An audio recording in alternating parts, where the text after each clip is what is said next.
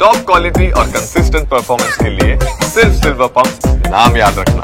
ಸಿಂಧೂ ನದಿ ನೀರಿಗಾಗಿ ಗೋಗರಿತಾ ಇದೆ ಈಗ ಪಾಕಿಸ್ತಾನ. ಯಾಕಂದ್ರೆ ನಿನ್ನೆಯೂ ಕೂಡ ಡ್ಯಾಮ್ ಗೇಟ್ಗಳನ್ನು ಕ್ಲೋಸ್ ಮಾಡಿದೀವಿ ನಾವು. ಸೊ ನೀರು ಬಿಡ್ತಾ ಇಲ್ಲ. ಆ ಒಂದು ಸಿಂಧೂ ನದಿಯ ಟ್ರೀಟಿಯನ್ನು ನಾವು ಇನ್ನೂ ಕೂಡ ಸಸ್ಪೆನ್ಷನಲ್ಲೇ ಇಟ್ಟಿದ್ದೀವಿ. ಸೊ ಮಾತುಕತೆಗೆ ಅವಕಾಶ ಕೊಡಿ ಅಂತಲೂ ಕೂಡ ಈಗ ಪಾಕಿಸ್ತಾನ ಬೇಡ್ಕೊಳ್ತಾ ಇದೆ. ಭಾರತದ ಜಲಾಸ್ತ್ರಕ್ಕೆ ಬಳಲಿ ಬೆಂಡಾಗ್ಬಿಟ್ಟಿದೆ ಪಾಕಿಸ್ತಾನದ ಪಾಪಿಗಳು. ಪಾಕ್ ಜಲಸಂಪನ್ಮೂಲ ಕಾರ್ಯದರ್ಶಿ ಮುರ್ತಜಾ ಪತ್ರವನ್ನು ಬರೆದಿದ್ದಾರೆ ಈಗ ಭಾರತಕ್ಕೆ. ಜಲಸಂಪನ್ಮೂಲ ಸಚಿವಾಲಯದ ಕಾರ್ಯದರ್ಶಿ ಮುರ್ತಜಾ ಪಾಕಿಸ್ತಾನದ ಮನವಿಗೆ ಕೇಂದ್ರ ಯಾವುದೇ ರೀತಿ ಪ್ರತಿಕ್ರಿಯೆಯನ್ನು ಕೊಟ್ಟಿಲ್ಲ. ರಕ್ತ ನೀರು ಒಟ್ಟಿಗೆ ಹರಿಯೋದಿಲ್ಲ ಅಂಥೇಳಿ ಮುಂಚೆನೇ ಪ್ರಧಾನಿ ಮೋದಿಯವರು ಮೊನ್ನೆ ಮಾತಾಡಿದಂಥ ಒಂದು ಭಾಷಣದಲ್ಲಿ ಹೇಳಿದರು.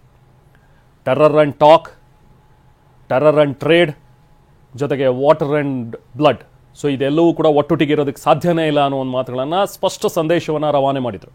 ನೀವು ಮೊದಲು ಟೆರರಿಸಮನ್ನು ಬಿಡಿ, ನೀವು ಟೆರರಿಸ್ಟ್ಗಳನ್ನು ರೆಡಿ ಮಾಡಿ ಕಳಿಸೋದನ್ನು ಬಿಡಿ ಫಸ್ಟ್ ಭಾರತಕ್ಕೆ, ಆಮೇಲೆ ಮಾತಾಡ್ತೀವಿ ನಾವು ಅನ್ನುವಂಥದ್ರ ಬಗ್ಗೆ ಖಡಕ್ ಸಂದೇಶವನ್ನು ಈಗಾಗಲೇ ಭಾರತ ನೀಡಿದೆ. ಸೊ ಪಾಕ್ ಜೊತೆಗಿನ ಸಿಂಧೂ ನೀರು ಒಪ್ಪಂದ ಸದ್ಯಕ್ಕೆ ಇನ್ನೂ ಕೂಡ ಅಮಾನತಿನಲ್ಲೇ ಇದೆ. ರಿಯಾಸಿ ಜಿಲ್ಲೆಯ ಸಲಾಲ್ ಡ್ಯಾಮ್ನ ನೀರು ಕೂಡ ಬಂದಾಗಿದೆ. ಈಗ ಸದ್ಯಕ್ಕೆ ಬಿಡ್ತಾ ಇಲ್ಲ ಆ ಡ್ಯಾಮ್ನಿಂದಲೂ ಕೂಡ ನೀರನ್ನು. ಸಲಾಲ್ ಅಣೆಕಟ್ಟಿನ ಒಂದು ಗೇಟ್ ಮಾತ್ರ ಈಗ ಸದ್ಯಕ್ಕೆ ಓಪನ್ ಇರೋದು. ಯಾಕಂದರೆ ಆ ಭಾಗದಲ್ಲಿ ಸ್ವಲ್ಪ ಹೆಚ್ಚು ಮಳೆ ಆಗಿರೋದ್ರಿಂದಾಗಿ ಸೊ ಏನು ಹೆಚ್ಚಿಗೆ ಡ್ಯಾಮ್ನಲ್ಲಿ ಶೇಖರಣೆ ಆಗ್ತಿದೆಯಲ್ಲ ಅದನ್ನು ಮಾತ್ರ ನೀರು ಬಿಡ್ತಾ ಇದ್ದಾರೆ. ಯಾಕಂದರೆ ಅದು ಸೆಕ್ಯೂರಿಟಿ ಪರ್ಪಸ್, ಡ್ಯಾಮ್ನ ಒಂದು ಸುರಕ್ಷತೆ ದೃಷ್ಟಿಯಿಂದಲೂ ಕೂಡ ಹೆಚ್ಚು ನಾವು ಕೂಡ ಅದನ್ನು ತಡೆದಿಡೋದಕ್ಕೆ ಸಾಧ್ಯ ಆಗೋದಿಲ್ಲ. ಯಾಕಂದರೆ ನಮ್ಮ ಡ್ಯಾಮ್ನ ಒಂದು ಕ್ಷಮತೆಯನ್ನು ಕೂಡ ನಾವು ನೋಡಬೇಕಾಗತ್ತೆ.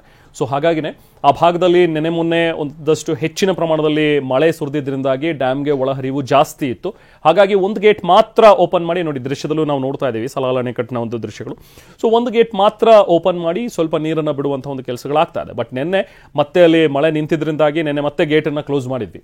ಸೊ ಹಾಗಾಗಿ ಚೆನಾಬ್ ನದಿಗೆ ಏನು ಹರಿಬೇಕಾಗಿತ್ತು ನೀರು ಅದು ಹರಿತಾ ಇಲ್ಲ. ಸೊ ಹಾಗಾಗಿನೇ ಈಗ ಮತ್ತೆ ಪತ್ರ ಬರೆದಿದ್ದಾರೆ ಮುರ್ತಜಾ, ನಮಗೆ ಅವಕಾಶ ಮಾಡಿಕೊಡಿ, ಇದ್ರ ಬಗ್ಗೆ ಮಾತಾಡೋಣ, ಅಟ್ಲೀಸ್ಟ್ ಭಾರತದ ಜೊತೆ ಮಾತುಕತೆಗೆ ನಾವು ಸಿದ್ಧರಿದ್ದೀವಿ ಅನ್ನುವಂಥದ್ರ ಬಗ್ಗೆ ಮನವಿಯನ್ನ ಮಾಡ್ತಾ ಇದ್ದಾರೆ. ಇನ್ನು ರಾಜಸ್ಥಾನದ ಶ್ರೀಗಂಗಾನಗರದಲ್ಲಿ ಡ್ರೋನ್ ಒಂದು ಪತ್ತೆಯಾಗಿದೆ. ಅನೂಪ್ಗಢ ಏರಿಯಾದ ಗ್ರಾಮದಲ್ಲಿ ಪತ್ತೆಯಾಗಿರುವಂಥ ಡ್ರೋನ್ ಇದು. ಅನೂಪ್ಗಢದ ಜಮೀನಿನಲ್ಲಿ ಡ್ರೋನ್ ಒಂದು ಪ್ರತ್ಯಕ್ಷವಾಗಿದೆ. ಗ್ರಾಮಸ್ಥರು ಅನೂಪ್ಗಢ ಪೊಲೀಸರಿಗೆ ಮಾಹಿತಿಯನ್ನು ಕೊಟ್ಟಿದ್ದಾರೆ. ಹೀಗೆ ನಮ್ಮ ಜಮೀನಿನಲ್ಲಿ ಒಂದು ಡ್ರೋನ್ ಬಂದು ಬಿದ್ದಿದೆ ಅಂಥೇಳಿ ತಕ್ಷಣಕ್ಕೆ ಪೊಲೀಸರು ಸ್ಥಳಕ್ಕೆ ದೌಡಾಯಿಸಿದ್ದಾರೆ. ಪೊಲೀಸರು ಮತ್ತು ಭದ್ರತಾ ಪಡೆಗಳು ಸ್ಥಳಕ್ಕೆ ಹೋಗಿ ಪರಿಶೀಲನೆಯನ್ನು ಮಾಡ್ತಾ ಇದ್ದಾರೆ.